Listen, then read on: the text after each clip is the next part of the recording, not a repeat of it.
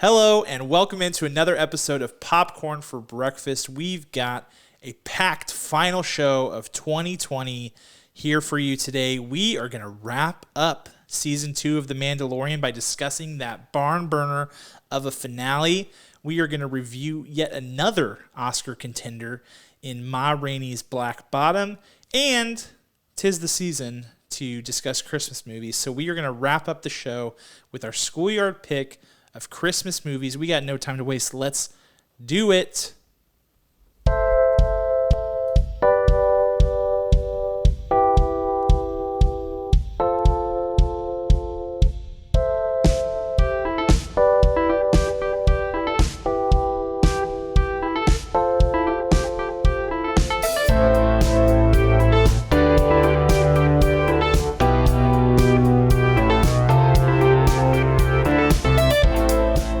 Thank you for joining us on another fabulous episode of Popcorn for Breakfast with your co-host, Kirk. Hello, hello.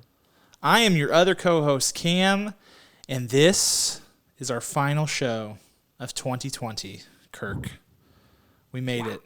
We almost, well, I shouldn't count my chickens before they hatch because 2020 is crazy. There could be an asteroid hurtling its way toward Earth as we speak. So I shouldn't say that we made it, but we're close. I can see the finish line. Be careful. When you said that this was our final show, I was like, did you not explain to me the podcast was ending? No, it's our final show for 2020. I mean, if there is life beyond 2020, which I question at this point, to be honest with you. Also, like, this is I have some depressing things to share. Well, people are like so happy to be like, they're like 2020 good riddance, this year sucks, which I mean it does. This year sucks. It just does. But who's to say it's going to be any better on the other side, Kirk? I know that's really a pessimistic thing, but when midnight rings on January 1, I think we're going to find that things are mostly the same, sadly. Yeah, I love the memes that are out there that they say. It says 11:59, December 31st, 2020, and then the clock strikes midnight, and then it says 11:60, December 31st, 2020, and it never ends. Yeah, I think we'll just refer to it as 2020 until we're out of this crisis that we're in. We should just let's not call it a new year until we're legit out. When everyone's vaccinated, or the majority of people are, maybe that's when we can officially I think I read we need 65% vaccination to get to a point where it's safe, which seems like a large number to me. And because it takes 3 weeks, right? You get your first injection, then there's a 3-week waiting period, so that's a long time. That's a really long time. It is a long time. It is a long time. Other sad thing that I read, just because we're going to just get this out of the way and then we're going to move on. I read the saddest article the other day that said that snow days are no longer a thing. Have you heard this? What? That because of e-learning and the ability to go virtual that was brought on by COVID, that snow days are no longer a thing because they'll just be like, oh yeah, use your computer and work from home. And that just crushed me. That just absolutely crushed me because imagine being a elementary school kid in the Midwest or really anywhere that gets snow and you have to deal with the fact that there is no longer a snow day to look forward to. I think that's the biggest part, is not that you won't have snow days. I think it's that you will you lose the hope. You lose the prospect of there being a snow day. And that is almost worse than losing the snow days themselves. Yeah, that doesn't make me very happy at all. No, it's horrible. It's the biggest loss. I know, we all did. I mean, you sat there. There was no more exhilarating feeling as a child than as a, let's say middle school or high schooler, than you've got something due tomorrow that you have not done. And it is it's high level of effort kind of project. And there is a chance of a snow day and you are banking on that to come through for you. And when it does, man, the euphoria, the bliss, it's just it's unmatched. That's right. You roll the dice, you go to bed without finishing it, and you just wait and you wait, and then you hear your mom creep in and say, "Hey, sweetie." She rubs your chest. "No school today." Yes. It's the best. It's you get the this best. rush. You do. Yeah. When you're little, and your mom or your dad comes in and they're like, "Hey, no school," and you're just like, "Oh my gosh, what a gift! What a gift!" Also, like the superstitions, the like sleeping with your PJs inside out that some people do, or like I've heard of some people like sleeping with the spoon under their pillow or something like that. Like that's a thing. It just made me. It was just soul-crushingly sad to hear that may be getting robbed from children all across this country. After COVID has taken so much else from us, now it takes the snow day, which is took so much joy. So much joy, and now more joy stolen from the children. How dare you, you evil virus. Yeah, it's really sick. So I read that, and my heart legit just sank. And I was just like, this is the worst. It's the worst. Well, this is going great. I feel super sad. Yeah, you're in a good mind frame. So let's turn it around. Let's talk about good things. Can I Holidays. tell you something good? Yeah. Because I got to get out of this. I am a kind of notorious scroller on my Facebook video feed. I will watch dozens of random videos. So if you are a content creator, you have a good chance of infiltrating my timeline. And I just recently discovered this freestyle rapper named Harry Mack. And I just want to spread his name, free plug, and hopefully he can shout out to us or make a rap about us at some point. He literally just makes everything up on the fly. And like he'll like start rapping about you, and you make up words, and he'll say, "Yo, Cameron, he's got a green sweatshirt," and better than that. But he'll just let's go hope. For like 7 minutes. Well, that's awesome. I'm actually training to be as good as him. So on our next podcast that we do, it'll be Kirk raps. Yeah, I mean, I think that's great. I think that sounds great. It'll probably only take you a couple weeks to get that down, I think. Right. I'm going to have it ready for 2021. So get ready. Sweet. Can't wait. Yeah. So shout out Harry Mack. Other good things, the holidays, Christmas is coming up. That's always good. That's it. That's it. Harry Mack. That's it. Christmas. Harry Mack and Christmas. Boom. All you got to look forward to, everybody. Done deal. Another good thing was the Mandalorian finale. We just got that. Mandalorian season 2 just wrapped with a juicy finale, one that was setting the internet and the Twitters and the Twitterverse aflame last Friday and throughout the weekend. So let's dig into that. So here's your, we do spoiler-free things on this podcast. We've never been shy about that. We do spoiler-free reviews. We try to keep things spoiler-free. Right now, we're breaking that rule. We're not going to be spoiler-free. We're going to be letting the spoilers fly. We're going to be getting fast and loose with the spoilers, okay? So here's what I'm going to do. Me and Kirk are going to put a little timestamp in the description of this episode, whether you're watching on YouTube or listening on Apple Podcasts, Spotify. That will tell you where our next segment begins, and that way you can just skip forward past all of this, and that way your life won't be ruined by all of the Mandalorian spoilers. So there you go. Sound good? Sounds perfect. All right, let's dive in. I'm so excited to talk about this. I've been like chomping at the bit. In fact, me and you, we saw each other this weekend, and we were with our brother-in-law, Ryan, who hadn't seen it. And so we couldn't talk about it, and I was like, I've been like waiting for so long to talk to someone about it, but now's our chance, Kirk. Now's our chance to finally let loose. Okay, so let's get lay of the land. So heading into this episode, we've got the sickest ending to episode 7 where Din Djarin is like, he sends that message to Moff Gideon that's basically like, I'm coming for you. It's over for you, man. Like, I'm going to come in this. It's on.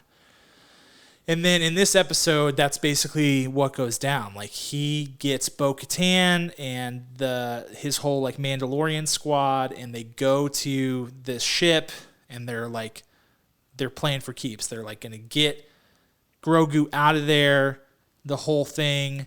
They like airlock they like open the airlock and suck all the dark troopers into space, and then those crazy droid dark troopers like come back and it looks like all is lost. But then a Jedi shows up, the same Jedi that must have heard Grogu's little like force call thing that he did on that rock, on the sitting rock. Yeah And he shows up, and in about 3 seconds you know exactly who it is. And who was it, Kirk?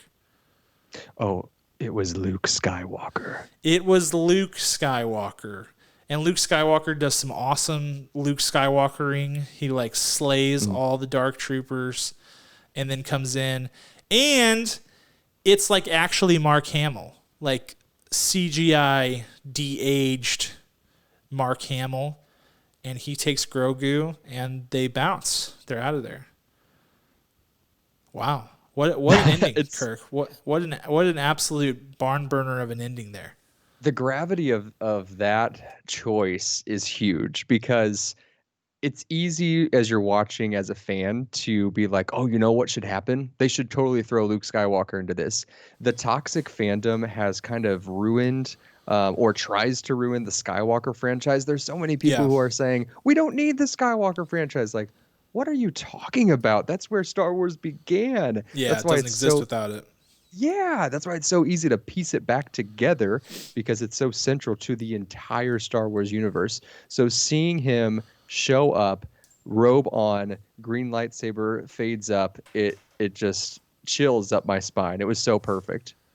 Were you expecting Luke Skywalker to show up? Because we knew that there was going to be a Jedi that showed up when it was about to go down. Like I think we all knew that, right? Because they teased it in like episode 5 or whatever with that whole like seeing stone thing. So did you know that it was going to be Luke in your mind? No, not a chance. I was just so hopeful. But as these things go, writers often sidestep it. They lead you to believe like it probably should be Luke Skywalker, and then they say, "Oh, actually, here's this." Like, for all we know, they could have they couldn't have thrown Mace Windu into it. Never mind. No, they could have. They could have. Oh, because he came back to life in Clone Wars, right? Maybe. Well, so I'm not there in Clone Wars yet, but I don't believe he does. I don't believe he does come back to life in Clone Wars, but I don't think we've ever gotten a definitive canon death of Mace Windu. That would be cool. There are a fair number of Star Wars fans who think that Mace Windu survived Anakin's assault on him and is out there somewhere. That'd be pretty sick. That would have been cool. It would have been cool. I guess it still could happen, because they've got Samuel L. Jackson's face de-aging like mapped out from Captain Marvel. So if they wanted to throw him in here, it'd be super simple. Just like, oh yeah, use that technology. Yeah. I didn't expect it to be him. I really didn't, because I thought it was like almost too obvious so that they wouldn't do it. So that's what made it all the much better to see him just pop up on the screen. Yeah, and I think I did expect it to be Luke. But I also I expected it because I couldn't think of another person that it could have been. I just it didn't make sense to me that it could be anybody else. But the fact that it's Luke raises an enormous number of questions. Before we get to that, though, what'd you think of Mark Hamill de-aged? It was great. It's as good as all the other de-aging has been. It's as good as it can be in 2020. And it was Mark Hamill's voice. He de-aged his voice. Well, he is a voice actor. So. Exactly. That's why it works more perfectly for him than others, because all he had to do was maybe watch back 5 minutes of a clip of him from Return of the Jedi and be like, all right, I got it. Yeah, absolutely. Yeah, that was pretty cool. I thought it was cool. What I feel like that tells me, though, and I'll see if we're on the same wavelength here, is that we're not going to see Luke again. No. Yeah, I think he's out. I think that, they would have cast someone. They could have cast someone. I mean, I know the fans have been calling for Sebastian Stan, who is like oddly a dead ringer for young Mark Hamill if you do the hair right. It's pretty funny. And would be a decent choice for that character. But I think that, I was waiting for the face. I was waiting for the face to show because I feel like that would have told us all right then and there, like, and it did, if they planned on more Luke Skywalker in this series or in another series down the line. And I think that because they use CGI de-aging, that's definitive no. Right. Yeah, because it's too difficult to have a continued CGI de-aging for multiple iterations, right? Because yeah, it is. I.e. Gemini Man. It just doesn't work. It doesn't work for a whole... Yeah, it doesn't work. And I think that, like, in general, and we've talked about this, like, there is a reason that Grogu is a puppet. Like, yes. He's a puppet because having a main character who's entirely CGI for 16 straight episodes would look absurd after a while. Yep. And so I think that, like, yeah, it's the same thing with CGI de-aging. Like, in these short scenes, like, kind of like when they did it with Leia in Rogue One, if you do it, like, in short scenes, it's fine. If you do it over the course of a whole movie, you start to pick up on it, and your mind starts to, like, see it, and it breaks things. Right, yes.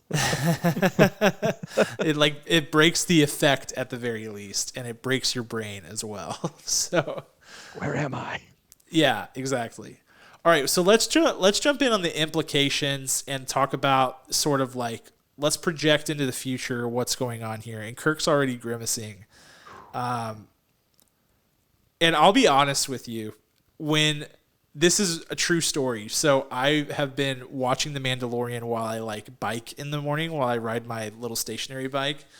And so I was like all fired up watching this episode. And when I saw the cruiser come in and I knew that it was going to be a Jedi, I literally was like, please don't be Luke. Please don't be Luke. Please don't be Luke.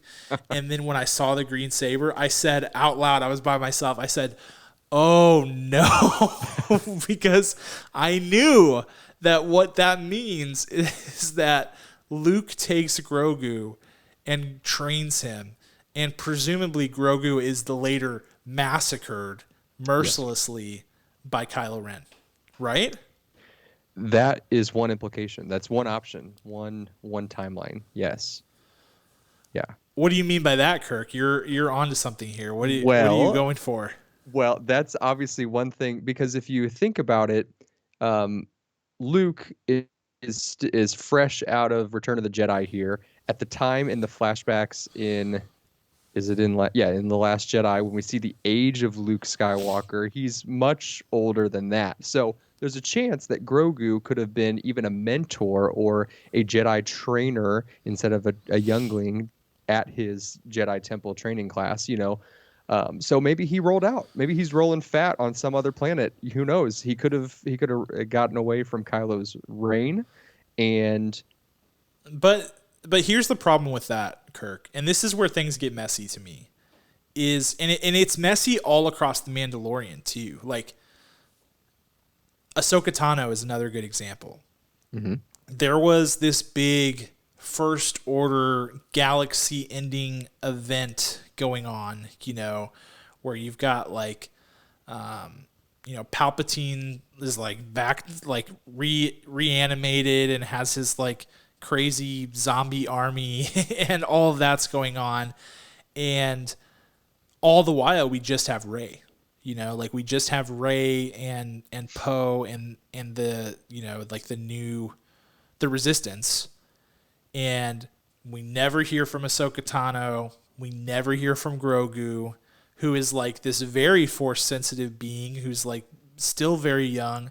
I just don't see how they could ever explain that while all of that crap was going on in the sequels, there were these two other beings, or even just one in Grogu, that was out there waiting in the wings for what? I don't know. Nothing, I guess. I don't know. I guess the other theory is that Grogu was killed and using his blood powered either Snoke or Palpatine's rebirth. Yeah, which is terrible. Well, I mean, yes, which is horribly sad. Like, this is where, and I'm like trying not to be annoying with this, but it was super cool to see Luke come back, and it was awesome to like have it tie back to the main trilogy. I know some people didn't love that, but I was happy with it. I thought it was a very good payoff, but it does get a little bit messy beyond that because they spent 2 seasons making us care deeply about this character only to send it off to presumably be massacred by Kylo Ren with us never seeing it again. Like, that is tough to reconcile. In the books of Star Wars, doesn't Luke like have a son? Is that right? Or no? Yeah. Yeah, there are children, but that stuff's like not canon. Or like it is canon, but it's not like the Skywalker saga canon. Hear me out. Luke's son brings Grogu back to Mando, and that's how he survives. And he's too young, Luke's son, at the time of the timeline of the Rise of Skywalker, and Grogu has to protect him away from everything. And so we'll see him in episodes 10, 11, and 12. Luke Skywalker's son and Grogu. That's a stretch. That's being kind. That's being kind. I mean, I do think there's potential for them to explain that, like, maybe Grogu was like still too young after, like during the events of everything that went down with the Rise of Skywalker and like all the sequels, because he ages like insanely slow. Right. And he's 50 years old right now and can't talk and is basically just like cooing and doing baby things. You know what I mean? So like at 100, what does that make him? Like 2 in people years? Yeah, we're going to get to like 10 seasons of The Mandalorian, and then coming soon on Disney Plus, Grogu, and he's going to be like still in diapers. Yeah, sorry, my headphone is like falling out. Anyway, yeah, that's the thing. Like they could maybe do that. Mm-hmm. There's so many opportunities. I don't have a lot of hope for that. I really think that Grogu, we just saw Grogu get sent off to be slaughtered by Kylo Ren, and that just does not sit well with me at all. Yeah. It's brutal. We'll actually have a crawl for season 3. Grogu was horribly murdered in a massacre by Kylo Ren. They do the we crawl. We get a time jump. So let's jump into that. Let's talk about what's next for the Mandalorian, because presumably Grogu is, on to different things.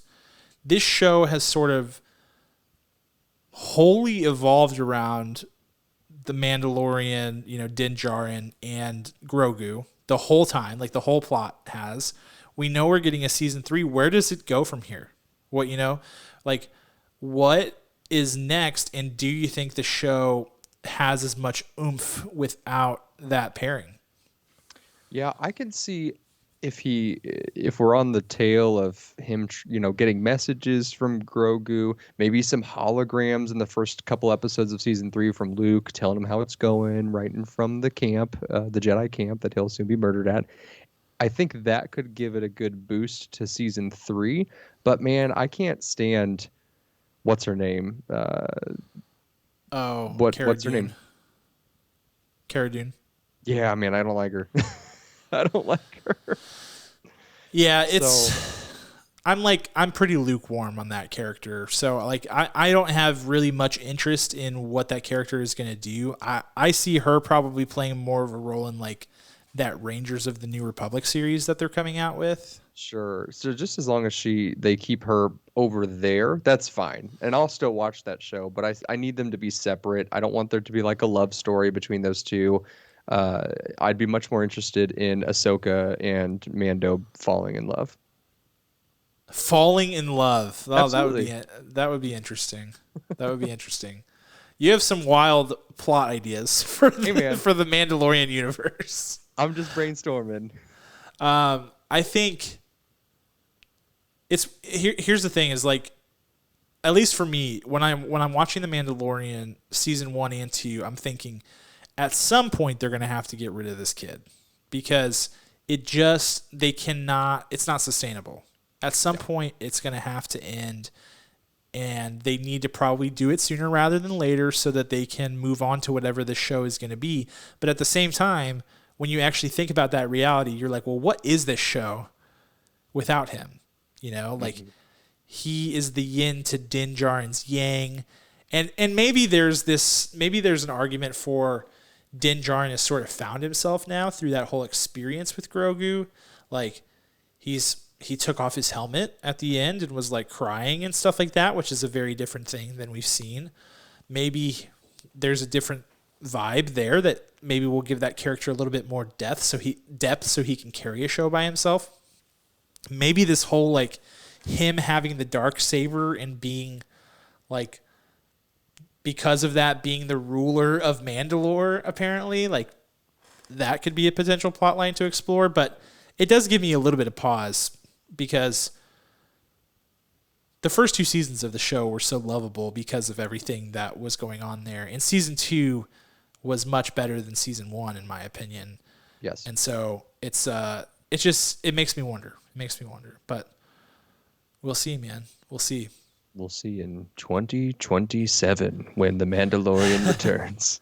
Yeah, okay, so let's talk about that. So after the credits of the finale, there is an extra scene of Fennec or however you pronounce that, and Boba Fett going back to Jabba's palace to claim the throne, and in doing so killing Bib Fortuna, which is hilarious for so many reasons.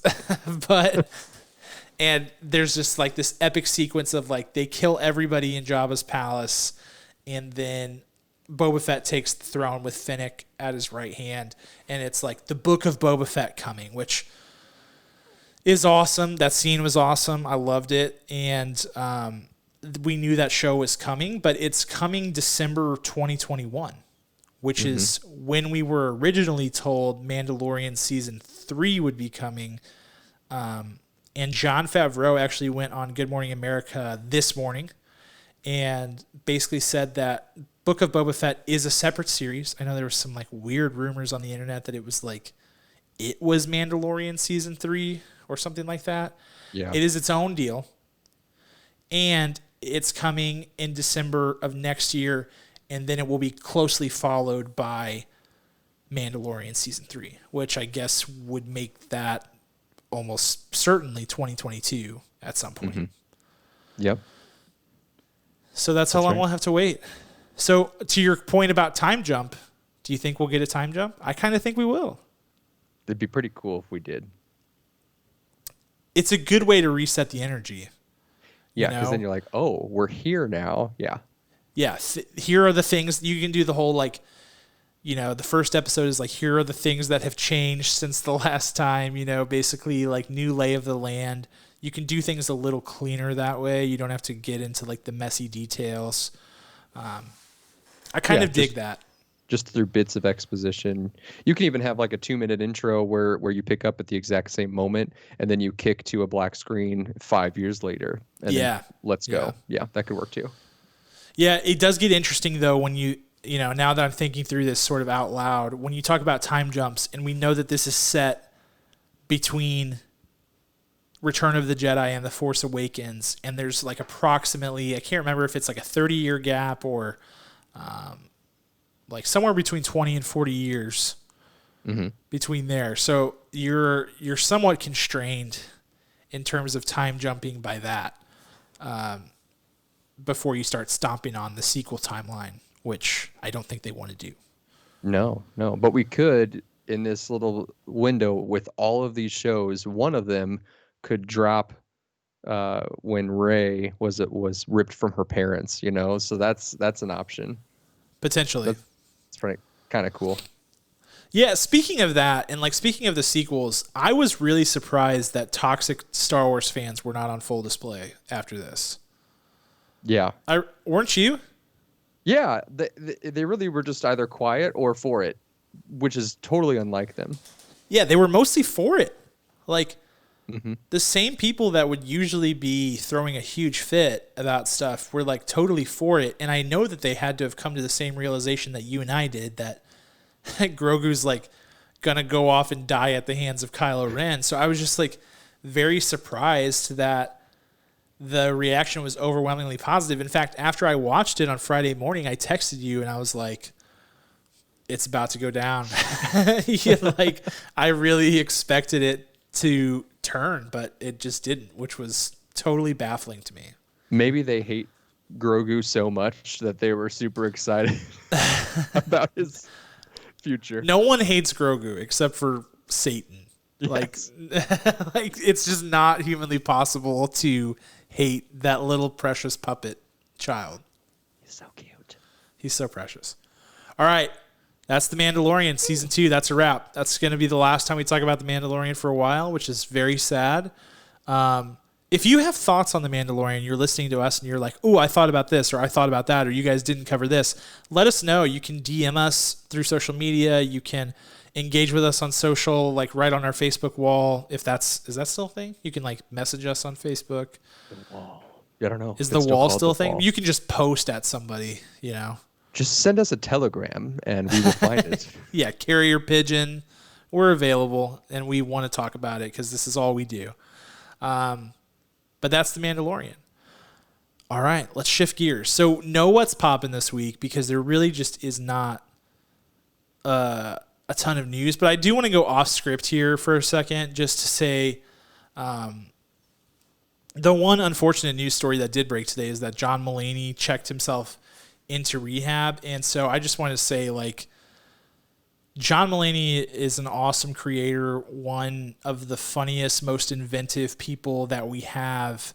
And, you know, me and Kirk both, like, our hearts go out to him and, you know, he'll be in our thoughts and prayers. And the other thing too is, like, can I just say how thankful I am that the news story was John Mulaney is checking himself into rehab and not John Mulaney OD'd. You know what I mean? Right.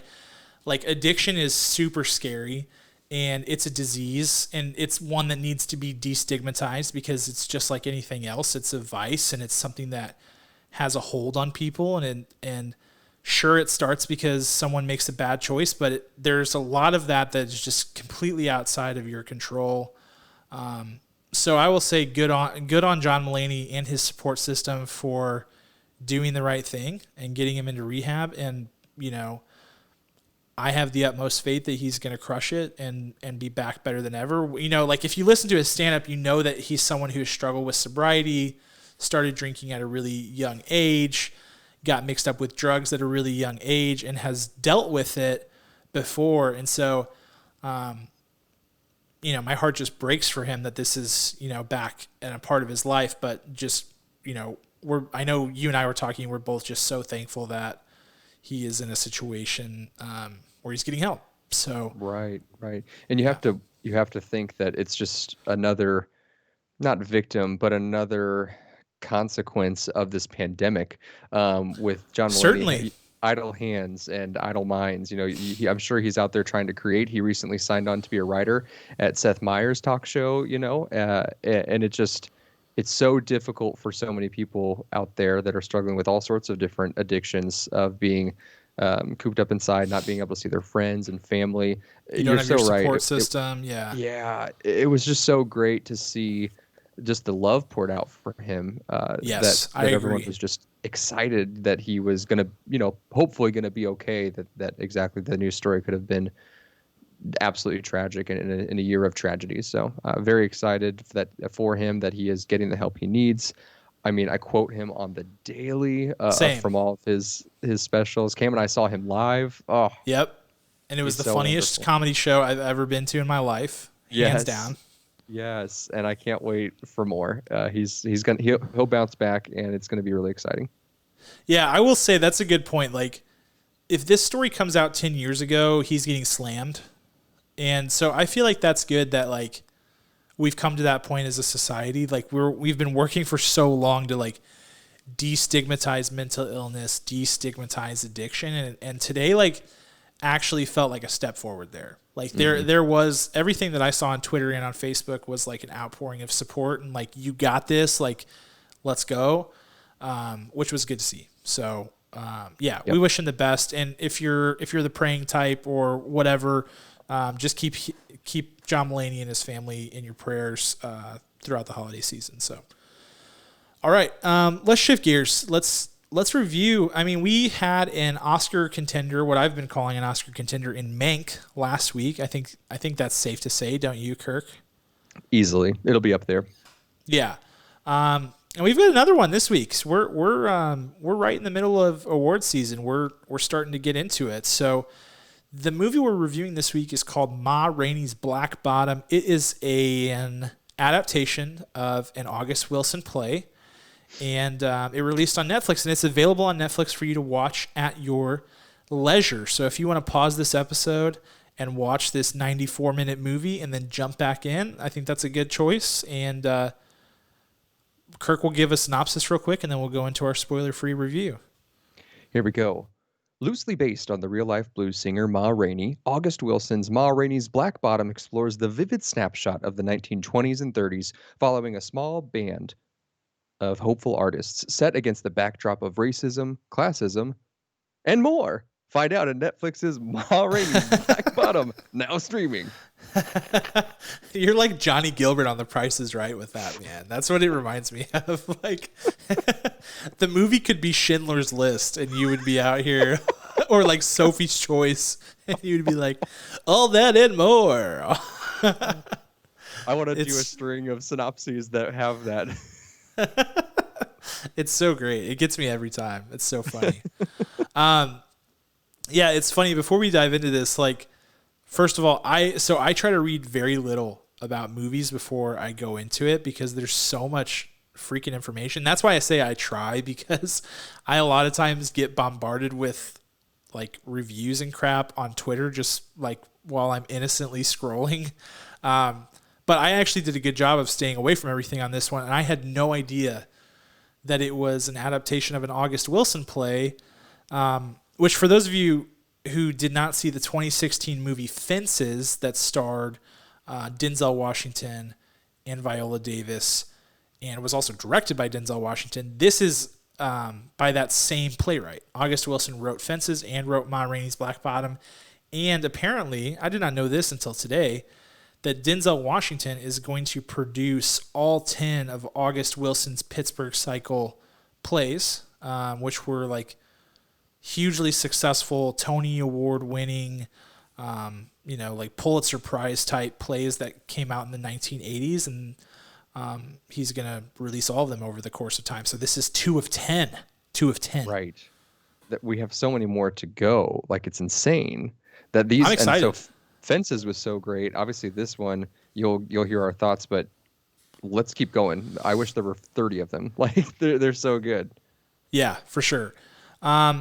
All right, Kirk, let's go into our superlatives. Who are you giving the Oscar to? My Oscar is going to go to none other than Mr. Chadwick Boseman. Rest in peace. Yes.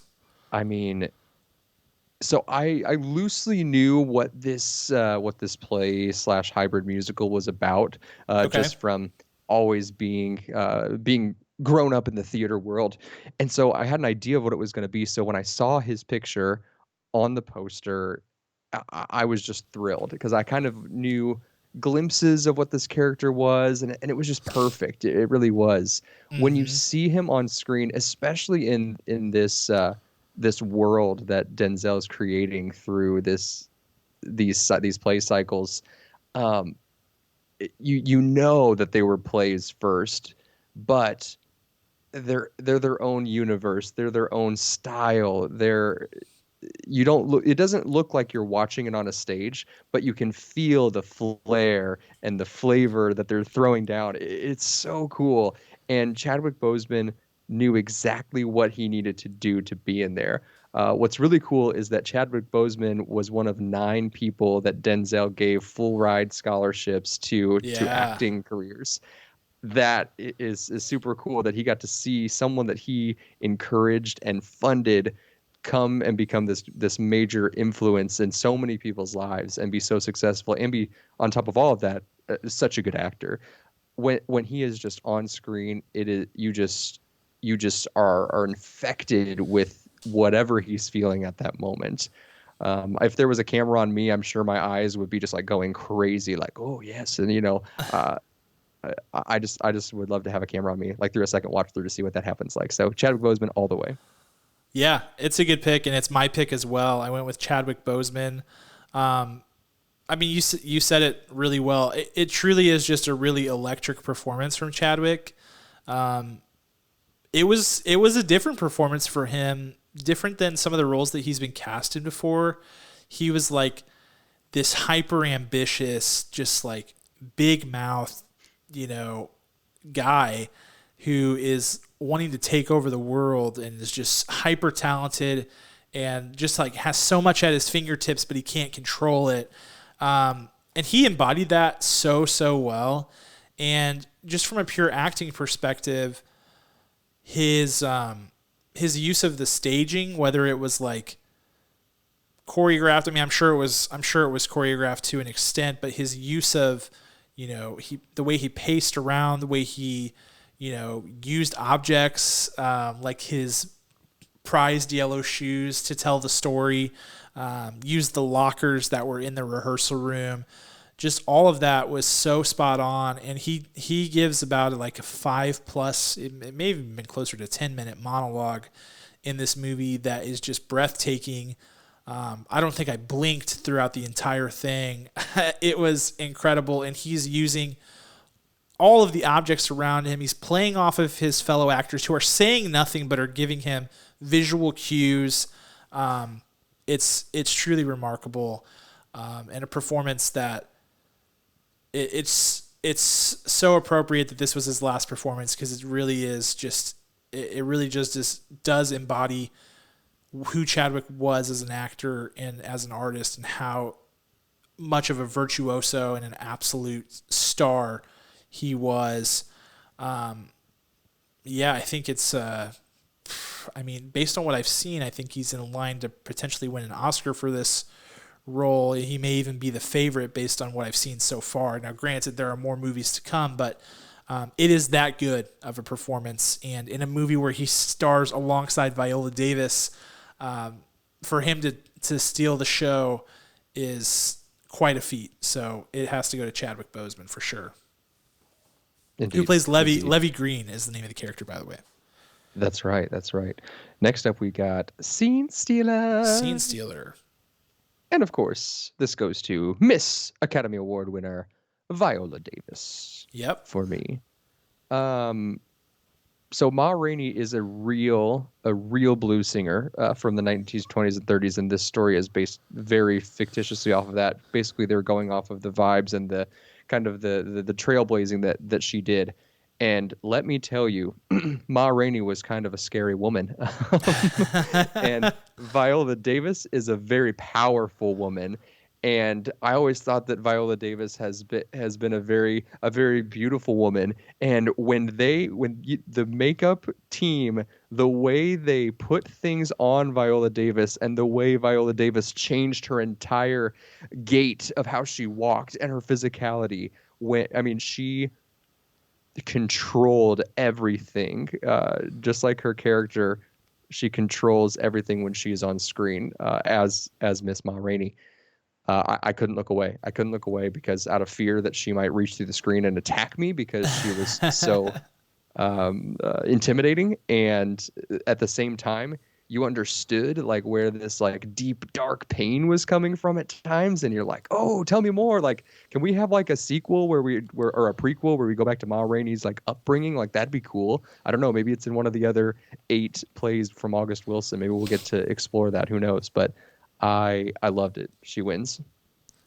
Yeah, I think so. Mine's also Viola Davis. She's remarkable. She, of course, won her first Academy Award portraying an August Wilson character in Fences. So I'm glad to see her back in this world that suits her so well. August Wilson wrote great female characters by the looks of it. And she had the additional burden that none of her cast members had of portraying someone who was a real life person. So that's always interesting, especially from a costume design perspective, from vocal inflection and all of that. You don't really get to create your own character. You are somewhat anchored in what you're able to do, but she was just totally owning it and very much in control. Viola Davis, when she's at her best, is completely untouchable from an acting perspective. She's a powerhouse and one of the very, very best that we have. And she got, the reason she's Scene Stealer and not best award, like best actor, besides the fact that Chadwick Boseman was incredible, is really just because she didn't have that much screen time in a movie in which she is the titular character. She probably, I didn't count or anything, but I don't think she has much screen time in this movie. But man, when she's on the screen, she is the movie. So it's a remarkable performance and one that could garner her some award attention as well, no doubt, and would be well deserved. So huge shout out to Viola Davis, who is just incomparable. So good. So good. All right. Let's move on to Showstopper. The showstopper for me has to be in the screenwriting. It's very simple because they had the blueprint from the incredible award-winning play. And what I loved about the screenwriting with this of their adaptation is how well they made all of the incredible themes from this just work. I always knew they were moving, but I never felt like this is what you're supposed to listen to. Like 100%, 100%. Yeah, it'd be so easy to do that, and especially in an adaptation, to be like, well, we have to make it toned down or toned up for film depending on the theme, and everything just locked in together with such precision that I was just blown away every time any of the characters open up their mouths, because it was through every character. It wasn't just Chadwick and Viola. It was through every character. Every character was involved, and every character played a different part to support all of those. So there we go. Yes. That is so money. I'm so glad that you said that, because the themes were just total cash throughout. Masterfully executed. I was sitting here thinking, man, this thing is rich in themes. It's a 1 hour and 30-minute play / movie, and it is just, every theme imaginable is there, and it's there in a way that is there for you if you want it, but you're not forced to pay attention to it. This movie, and that's just, man, like, that is good artistry. When it's interpretive, and you can have a conversation with 10 people about this movie, and they would have picked up on a different theme, and that's solely based off of where they're at in their own life journey and what resonates with them. Like, it was so funny. Like, it took me probably 30 minutes into the movie where I'm like, man, I'm picking up on all of this, like, older generation versus newer generation theme. And then I was like, oh, but there's other themes layered in here. I'm just clicking onto that because that's what's relevant to me right now. And to your point, like, themes are only good if you allow the audience to decide what is important there. Like, you have to give them the resources to figure it out by themselves, but it can't be too illicit to where it loses its effect. And that was just on point the whole time. So I'm glad you called that out, because that was not my showstopper. My showstopper is in general just the production design and the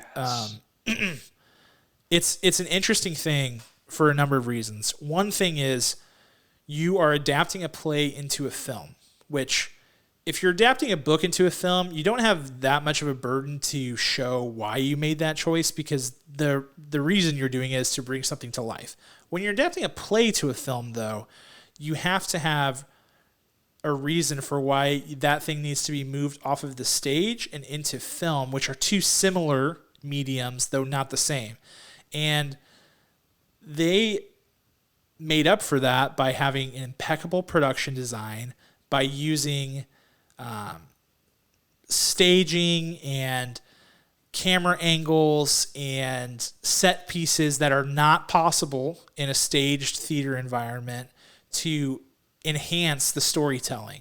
And I was so glad that they took the opportunity to do that, because in a lot of ways I felt like Fences didn't do that. That Fences really did feel like a play that got turned into a movie, and you're sitting there thinking, well, I could have just watched the play. This was really enhanced by the medium of film, which is exactly what you have to do when you're adapting something. And that's what was so impressive to me. And that they did it so tightly, which was cool. And the last thing I'll say on production design is that this is an interesting era to make a movie about, because it's not one that's touched on very often. Like 1927 in America is like not a common thing. Usually you have like turn of the century, World War I, World War II, but this is like kind of in like that gray space in between it, where it's like pre-depression, but like post-Civil War and post-slavery, and like there's a lot of really interesting things going on in America. But also, because there aren't as many movies made during that time, you have less to pull inspiration from. So this, even though it was an adaptation, felt altogether original in many, many ways. So I thought, just like top to bottom with the production design, it was thoughtful and it was really impressive for all of those reasons. It's so true. It's so true. I immediately, upon finishing the film, Googled stage production sets of the stage version. Oh, cool. And there were limitations because there are several locations in the play, just like there are in the film, and some theaters were not able to have enough space to build all of them. So sometimes they had one location, which would definitely take away from the intention of one of the main themes, and I won't tell you which one, but I think it's so crucial to be able to expand upon that. But more so, just like you said, the way that they moved through those spaces for the different scenes was so easy, and it felt so magical whenever they stepped into different rooms or the exteriors, and they nailed it. And I love that you called that out as well. Yeah, thanks, man. Let's jump into what are we on? Director's shoes? Director's shoes. What are your director's shoes, Kirk? What would you change? I would have restaged the climax of this film. The climax of this film is still very powerful. It's very unexpected, but I feel like that's the part that got missed a little bit. I feel like that was their tip of their hat to the stage play of how it was blocked and choreographed and completed. And so I wish that they would have taken a little bit more time to differentiate it, because I feel like they would have had a better impact on film if they changed it up. I don't know how they would have changed it up, but I know that there was an opportunity to change it slightly just based on the full walkthrough there. So can't tell you about it because it'll ruin the whole thing for you. So that's it. It's the climax I would have restaged. Yeah, I think my take in general is around the end of the movie as well, because the climax is so close in proximity to the end of the movie that there isn't much resolution. Mm-hmm. And that's what I probably needed more of. And it's a careful note, because you don't want too much talking at the end of the movie, because it has to be interpretive. That has to be left intact. But I do think there was an opportunity for a lingering shot or two, or sort of a couple of like just more time with some of those ending scenes to really let things sink in, help you finalize your thoughts on some of the themes that were in place there, maybe drive a couple things home. It's hard to talk about it without going into detail. So that's why I say, like, for movies like this, it would sometimes be fun to not do a spoiler-free review. But I do just think that the resolution could have been a little longer. It felt quick. It felt a little rushed. And I think that there was more to be said there without necessarily saying it. So yes. All right. Let's jump into our overall thoughts, and let's score Ma Rainey's Black Bottom. This is gonna be an instant classic. I can imagine as teachers are seeing this, that they're already changing up their curriculums to be able to teach on this, on civil rights, and just culturally, that time in history classes and social studies. I feel like it's that powerful to just immediately infiltrate that time, music classes, whatever it might be. And I can see possibly even, a resurgence, another revival when Broadway opens back up to like get this thing back in people's faces, because it's a very powerful story and it's a great one. So I love the film. Well done. Fantastic cast. Not a single bad egg in the bunch. 9.7 out of 10 kernels for this one. Nice. Good score. Yeah, my score's high as well. I think it will be my highest of the year, if I remember to date. I thought this movie was really well done. I thought that extra, it was, they didn't overcomplicate it and they didn't oversimplify it. And it was just right in the sweet spot from everything that we've talked about with the themes, with the production design.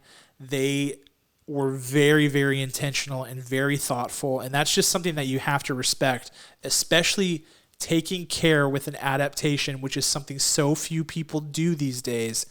So many adaptations miss the details or forget that question that we always talk about on this show, which is, why are you adapting it to film? Why are you adapting it to television? That is the crucial question you have to answer, and it has to be the through line through the production. I think that they checked that box and then some on this movie. So for me, it's a 9.4 out of 10 kernels, and I expect it to be a Best Picture nominee, I would say. It's quite good, especially in 2020. Yeah. It's the best that I've seen so far. Best Picture, Best Actor, Best Actress, Screenplay, Adaptation. Yeah, adapted screenplay. Yeah. It's going to run the gauntlet for sure. Yeah, so definitely one to check out when you got some time off of work, hopefully over these next couple of weeks. It's, like we said, quick movie, 94 minutes. I watched it last night, and I was like, it's over? What? Like, that was a quick drink of water. No problems there. Which was much needed because it was late and I needed to go to sleep. So I was very thankful for that. We procrastinate on watching these, not because we don't want to watch the movies, but because we don't have time. Yeah. And we don't have time. Yeah. And like sometimes, or I'll tell myself I want it to be fresh, like I want it to be like fresh in my mind whenever I go to review it. Or we don't pick a movie as well. It's like, yeah, I think we procrastinate more on the picking of the movie than we do the watching. We're like, it'll be like Saturday afternoon, and we're like, so what are we gonna review this week? And it's like, oh crap. And I think it's because there was a brief period in our episode history where we probably went through like 4 bad movies in a row, and I think we're just avoiding that like the plague. We are for sure, for sure. Okay, cool. So that's Ma Rainey's Black Bottom. If you got a chance to check it out on Netflix, let us know your thoughts. Let's talk through some of these themes. There's tons of them. I would love to hear. I'm sure there are ones that I missed. I'm sure there are ones that I picked up that you didn't. It's great in that way. So let's have some dialogue about it if you're interested in it, and we'll see what happens come awards time. All right. Let's move on to our Schoolyard pick, which, because it is the holiday season, is going to focus on a time-honored genre of film, which is Christmas movies. And I get to go first, but I will also tease this out while we're doing this. Kirk came to me a couple weeks ago and was like, hey, Cam, you know how you made that Disney movie bracket? You should do one for Christmas movies. And I was like, yes, I will do that. And it has been incredibly difficult to pull together, but it's very close to being done. So I can't wait to share that with all of you guys. It is a 64 movie bracket, and the bracket is broken into regions that pair movies that are somewhat like each other. So there's one region that's classic movies, which is movies made before 1990. Then there's modern Christmas movies, which is movies made after 1990. There's unconventional Christmas movies. That's like your Gremlins, your Edward Scissorhands, Batman Returns, like weird things like that.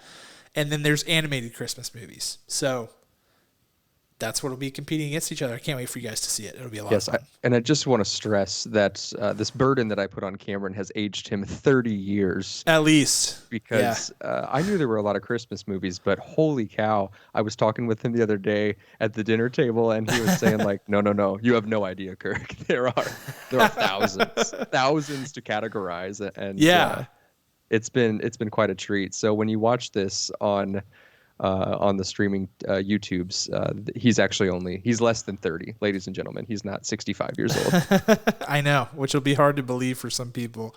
I think also the hardest part of it, dude, has been determining how to properly score them, because I think with the Disney one, it was easy-ish to seed the movies because like you can go off of somewhat objective things like aggregate critic scores, aggregate box office numbers, things that are like metrics of success. But with Christmas movies, you don't want to go by those numbers because so many things like become classics after they left the theaters. Like they weren't successful in theaters and then people love them.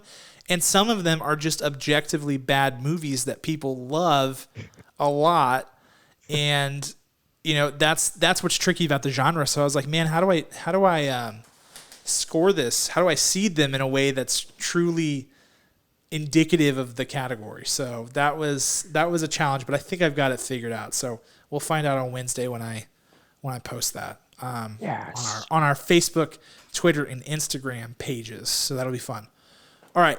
But without further ado, let's get into this. We're doing Schoolyard pick of Christmas movies.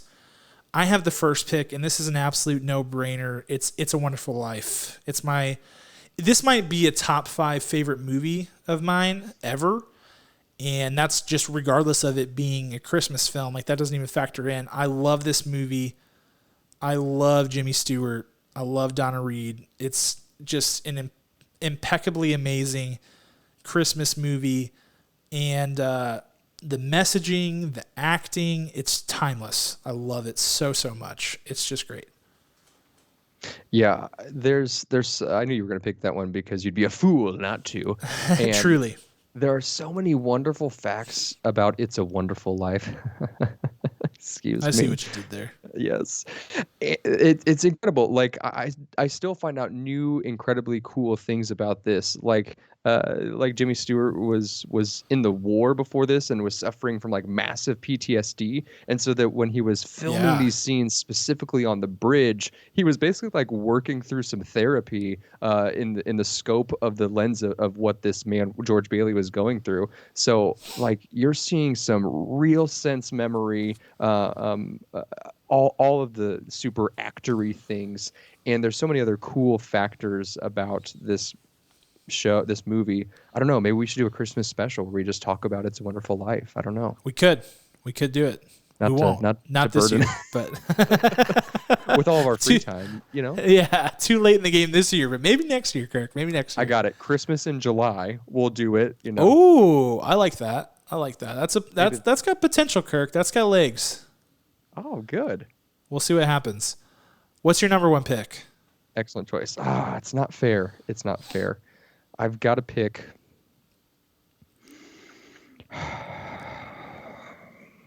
Well, this one, I can never take my eyes off of it when it's on The Santa Claus with Tim Allen. Ooh, good one. Yeah, so inventive. Not the second or third. I don't count those as real movies. I think those are just like nightmares, actually. But the very first one, so well put together, so well thought out, so creative from top to bottom. I could watch that one on repeat all the time. And in fact, I used to. Aubrey, my wife, your sister, used to only be able to sleep with the TV on the entire night. And it has an incredibly soothing DVD menu with the snow globe that shakes, and then he flies around. Oh, and the great soundtrack. There's a great score to that movie. Yeah. So it has to be The Santa Claus for me. That's a great pick. I am a fan of that one. We watched it. It was one of the first ones that we watched this season, so that's always up there for me. It's a good choice.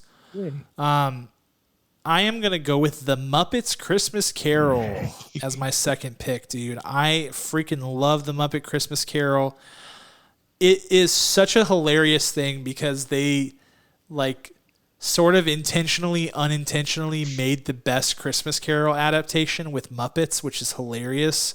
But it's one of the truest to the actual novel, to Charles Dickens' novel in terms of accuracy. Like Gonzo plays the role of Charles Dickens in the movie and reads actual lines from it. And so they stay pretty close to the actual story. And the humor is still well intact. It still works to this day, as the Muppets kind of always have. And it's just fun. It's Michael Caine being Ebenezer Scrooge is just hilarious and lighthearted and awesome. I can't say enough about it. I loved it as a kid. I love it as an adult. I think it truly, all joking aside, I think it's one of the greatest Christmas movies ever made. Excellent. I must cite this next one because it is a Christmas movie, and I stand with all of you. Oh, here we go. Here we go. As well. You have no idea what I'm about to say. You have not a clue, I'm sure. I must say, Die Hard. Yeah, there it is. It's got to be there. I saw this movie when I was like 6 because my parents thought it would be a good idea, and I think that's a great idea. What are you talking about? I say it younger every year. I started, I think, a couple of years ago, I was 12. There's no way I was 12 when I saw this movie. And so I just keep backtracking it for funsies. Yeah. I saw this in the womb, and I remember every bit of it. In a couple of years, it will be. Absolutely a Christmas movie. He goes to a Christmas party at Nakatomi Plaza, and that is where everything gets destroyed. Hans Gruber takes over and tries to rob the giant place of all of its money. So, Merry Christmas. Now I have a machine gun. Ho, ho, ho. That's all I got to say. That's a good pick. You'll be glad to know that Die Hard is on the Christmas movie bracket, and I believe it is a 1 seed in its region. So it starts out on top. So there you go, Kirk. That's just for you. Thank you. All right, pick number 3. This is where it gets tricky. I think for nostalgia factor and just this one's always in the rotation and high in the rotation, I got to go Home Alone.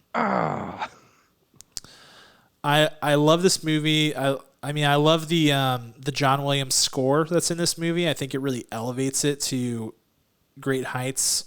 Joe Pesci is incredible in this movie.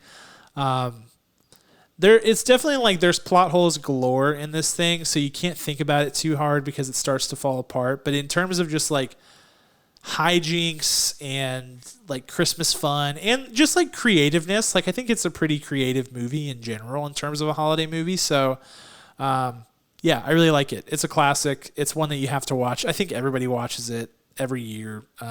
It's right up there with Rudolph. People watch it. So I think that's got to be up there for me for sure. Home Alone. Excellent. That was going to be my next selection. How dare you? So I must take Jingle All the Way. Jingle All the Way. Great choice. A great choice. This one, if you have not seen this, if you've been waiting, maybe you were too old or too young to see this movie, just stop what you're doing right now at the end of this episode and go turn that stinking movie on. It's so good. Cameron and I have talked about it before. It's the perfect 90s snapshot of everything that was popular at the time and is no longer relevant in any way, shape, or form. I don't think anything in that movie is successful anymore. No. Not Arnold Schwarzenegger. Not Rita Wilson. What is it? Jake Lloyd, young Anakin Skywalker. Jake Lloyd. Nothing. No one. All of no it. One. Not even the mom. She is great, but I can't remember her name. It's sad, but it's also such a wonderful piece of history in film. I love it. It's so good. Yeah, and it's see, this is one of the movies that on the bracket was hard to figure out because it is an objectively bad movie that is beloved by so many people because it's hilarious because at times it's genuinely funny, and when it's trying to be serious, it's funny because it's trying to be serious. Yeah. And so it just it's that perfect combo of it has to be a cult classic because it just keeps you rolling the whole time. There's bad acting, but it's funny. I don't know. Schwarzenegger fights a reindeer in this movie. Yeah, yes, exactly. Schwarzenegger fights a reindeer, and that's really all you need to know. and so that's much not more. Even the climax of the movie, if you've never seen this, like it's not. It's definitely not. That's like the like seventh most exciting thing that happens in the movie for real. Oh man, it's a classic. Great choice and an unexpected one, but one that I'm glad is on the board because it deserves its due. Okay, my fourth pick. I am going to go with. This is tricky. I'm gonna go with Elf. Yeah, I'm a big fan. I think that this movie was. I remember seeing this movie. I actually remember seeing in theaters at the Lincoln Theater in Belleville on Thanksgiving in 2003 when it came out, and just loving it. I was like 10 years old, and I thought it was amazing. I still think it's amazing. We just watched it 2 nights ago. The humor's hilarious. It just delivers on so many different levels, and I think Will Ferrell is like perfect for the holiday movie genre. I think he should do more, but Elf was like Jon Favreau starting to show the world his genius in ways that only Jon Favreau can. So I love that movie. It's so good. Sorry while I yawn because it's midnight. It's not midnight yet, you baby. It's close. It's getting there. Yeah, you're right. My next choice, I've got to go with A Christmas Story. Ooh, good one. Yeah. Kind of off the beaten path there, or as my mother still accidentally calls it, she calls it Ralphie, which is the main character in A Christmas Story. Yep. For the longest time, I don't think she really understood that it was not like, you know how like song titles have like a name, but then like parentheses is the real name. I think she thought this was an alternative name for A Christmas Story for the longest time. And she quotes this as her favorite movie ever. And up until I believe 2018, she had never seen it all the way through. And I'm like, Mom, wow. What in the world? Yeah, what in the world is going on there? But this thing, I have a kinship to it because the main character is blonde. I'm blonde. That's about as far as the relationship goes for similarities. But I love it. I think it's fantastic. It's also this weird, just hijinks kind of its own creative world that doesn't exist in real life. So you're like, what am I watching? So definitely a classic in my opinion, and it'll probably rank pretty high on my bracket. Yeah. That's a good one. Okay, last pick. I'm gonna I could pull out some deep cuts, some things that I like that other people probably don't like. I don't think I'm gonna go there. If I was gonna pick a deep cut, I'd pick The Year Without a Santa Claus because I think that that's one of those claymation movies that's like pretty bad just objectively, but I loved it as a kid and I still watch it every year. But I am going to go with How the Grinch Stole Christmas. This is the 1967 Boris Karloff version, the animated version. I love it. It's concise. It's great. I love the animation. I love the song by the guy with that incomparable, just amazing voice that do you know the story behind that? That he just like showed up for an audition. Yeah. And they were like, your voice is absolutely mesmerizingly amazing. You should sing this song. And he did, like, incredible. Mm-hmm. So yeah, it's got to be How the Grinch Stole Christmas. That movie is just awesome. I love it. It's beautiful. It's a beautiful choice. I feel shame for not having that even on my list. So you should be ashamed of yourself. Feel free to throw anything at me that you wish. My final choice. Camera's throwing things through me virtually. They're coming through the screen. I was waiting for you to pick up a pin and hit yourself. Do it again.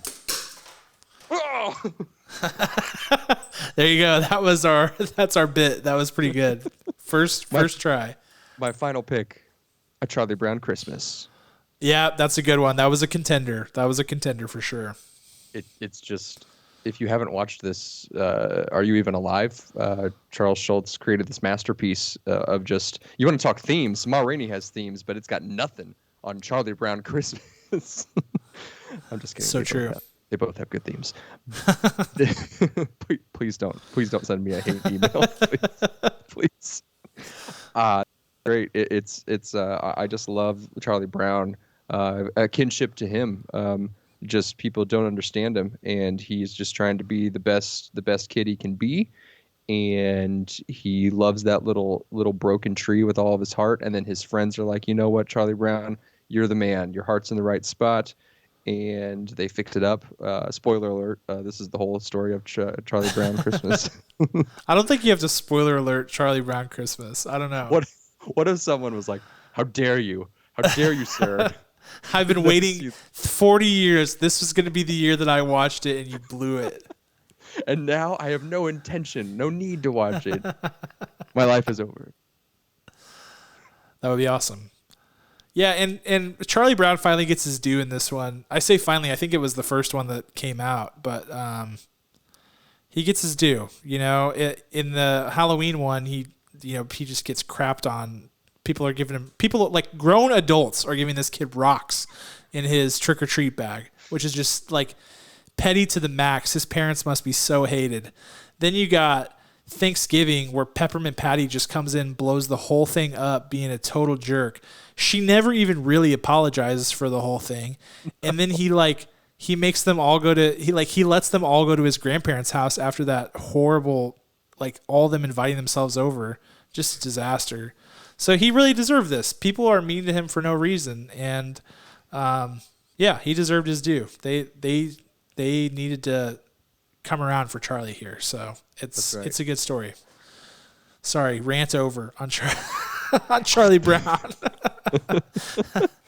Yeah, well, good picks. We'll have the Christmas movie bracket out later this week, just in time for all of your family holiday celebrations. It will be nice and printable so that you can print it out and pass it around at your family Christmas celebrations and compare your brackets. Be sure to share them on social media with us because we love to see that stuff. It was a lot of fun when we did the Disney and Pixar brackets to see which people had which movies coming out on top. So be sure to partake.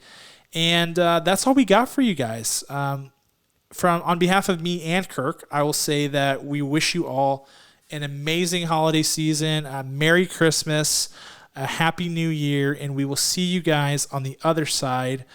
We also want to give thanks to our executive producer, Ryan Spriggs, and of course, the band Rhetoric, who gives us our original music, which you're about to hear right now. We'll see you guys in 2021. Talk to you later.